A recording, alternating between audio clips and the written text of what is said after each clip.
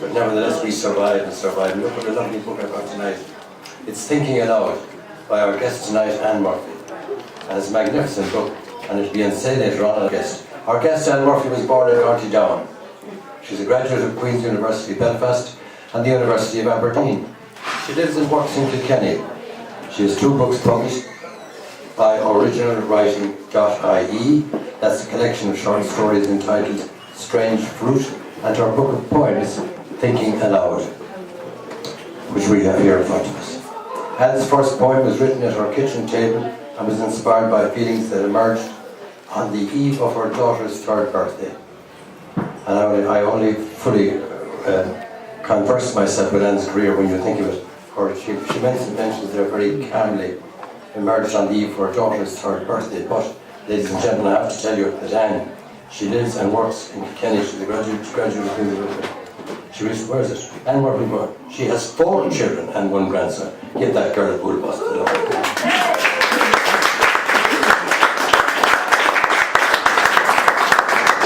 I think that's the spirit in which we should have greeted the lady this evening. Our poems, by the way, move from stark reality, rewind to memories of adolescence, and fast forward to dreams and fantasies of true life.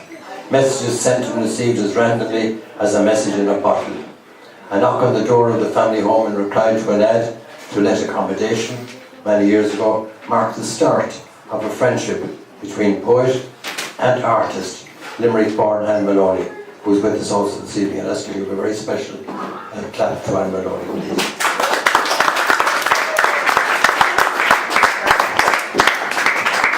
Because they've conspired, you see. The book is made up of Anne Maloney and made up of our guest. It inspired a collaboration of art and poetry.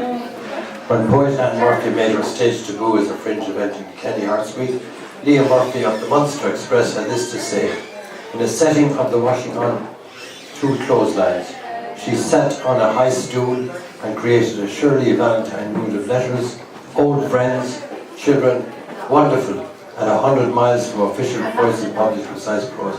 So there we are, ladies and gentlemen. We look forward to Anne later on in the evening. And in the meantime, I'm going to open up the evening, which I very rarely do. I'm going to open up the open mics tonight. I usually come on last, and sometimes I don't come on at all. But tonight, I found in my little papers a poem which I want to read to you. It's a poem about love. It's a poem about meeting lovely girls from Korea, from Spain, from Portugal, from shut up you, what you do. No, that's not fair. No, I'm being romantic, and you were putting me off. That's Tom McCarthy, by the way. When he gets something to be all discussed with, he's very wonderful. I'm doing it tonight because there's so many beautiful girls here, especially my girl from Deutschland. And Leslie's Dine sur le bleu, c'est such a beautiful. And mon français n'est pas très bien, s'il vous plaît, mais je vous ai très joli, oui. Signorito Violetta, mangiare questo panone, that's it. I caught them all. Now, my poem. To open up the evening, ladies and gentlemen, Billy Cunis now for this very special effort. I called in the housekeeper, and just to put you in the picture, I arrived out at her home one evening. I was invited out for dinner, and there was a lovely lady, and on her knees was a child of about 7 or 8 years of age, no, 6 or 7, a child from Belarus. So when I saw the 2 of them, when I went home that night, I enjoyed their company so much, I wrote a love poem. I called to the housekeeper. I reckon rent my mulish mind. To recollect that moment, I saw the little blonde orphan child of life in the arms of Veronique of Belarus and Minsk. You came to Ireland with minimum expectation to see and feel this island of biblical illumination and Celtic scholar.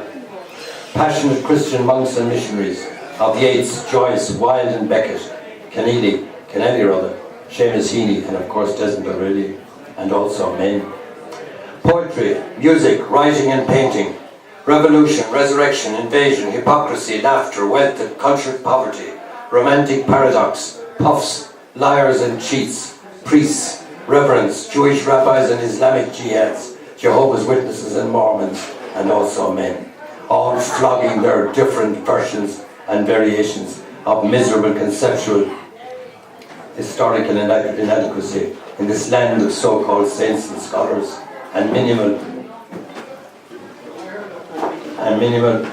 MAs BAs, H-dips, who often on paper seem to know it all, but when it comes to practice and performance, they know sweet fuck all. And you as Slovak, with a wide, intelligent, noble brow. Oh, sorry, I beg your pardon. And you asked me to be my housekeeper. And you as Slovan, with wide, intellectual, noble brow, great imperial eyes, and the oval face, height and demeanour of a medieval countess. A countenance intellectual, passive and tranquil, youthful, humorous, alert as a fluttering dove. Yes, of course, I'll be your house. You can be my house. Yes, of course, you can be my housekeeper, if I can be your houseman. When you use your hands on Prokofiev, Tchaikovsky, Rachmaninoff, Mozart and Mendelssohn, to listen to your practice and bring you cups of tea, to also listen to you play and carry your bags to concert, book your hotel and verify the stage is set for your next performance. Yes, of course, if I can be your houseman. I will want the audience of this world to applaud and appeal for an encore, and another encore, and another. And then when it's over, I would like you to look around and find me for a meal, and a glass of wine or two, and some love, rest and peace.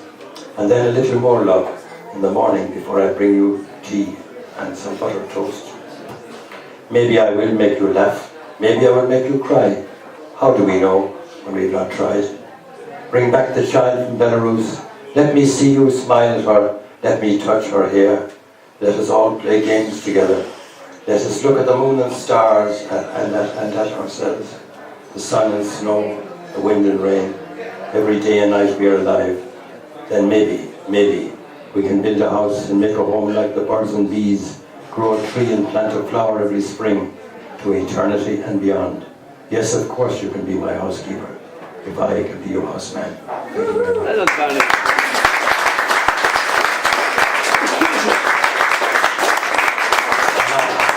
And now, ladies and gentlemen, I'm going to track myself as well too.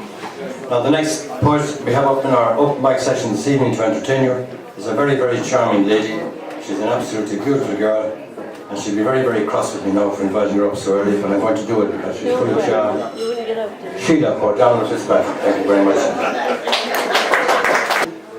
Picking blackberries on white cold days of Indian summer, brawling with twists of tangled brambles, sandals fixed firmly to a cavity in the old stone wall, silenced amid a banquet of blackberries. Afterwards, splintered hands. Thanks very much. You're very warm welcome, please, to Paul Massey. Thank you very much. It's a poem I wrote for a friend of mine that passed away on December 2008. It's called Companion. We had many wonderful journeys, you and I. As dawn came golden awake, we worked the bog. Sitting peacefully, you told me stories of old as youthful birds flew fleetingly by. I followed you and Mum. I saw the fun, the happiness in your eyes. As you waltzed those nights away with a spirit in your step, that always seemed so magical, so elegant to behold. Those endless roads we travelled, and many a mountain climbed, at the time seemed so insignificant, but now I cradle those memories sacred.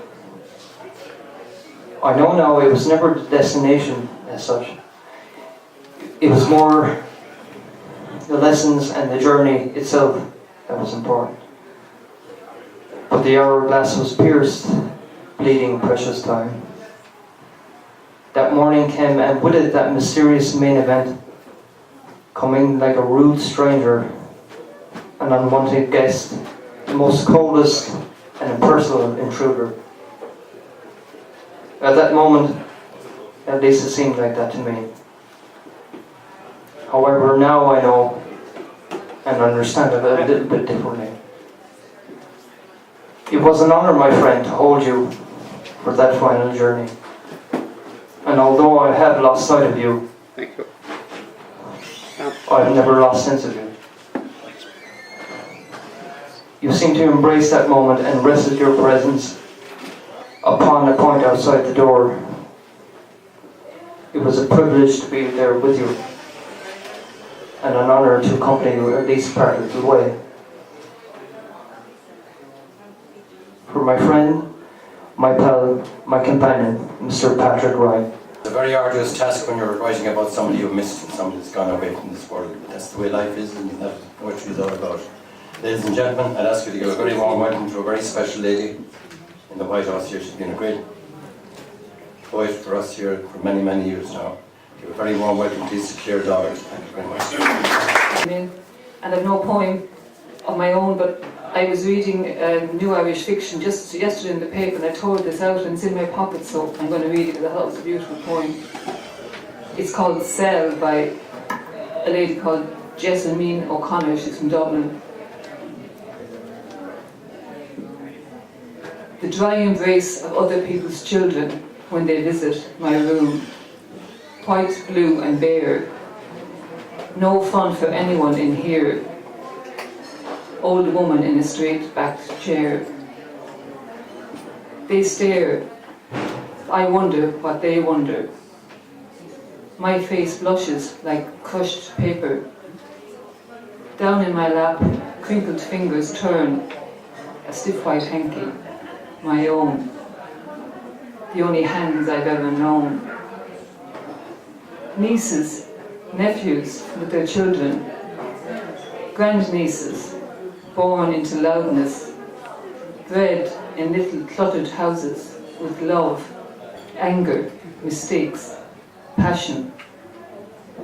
But here, even their talk is rationed.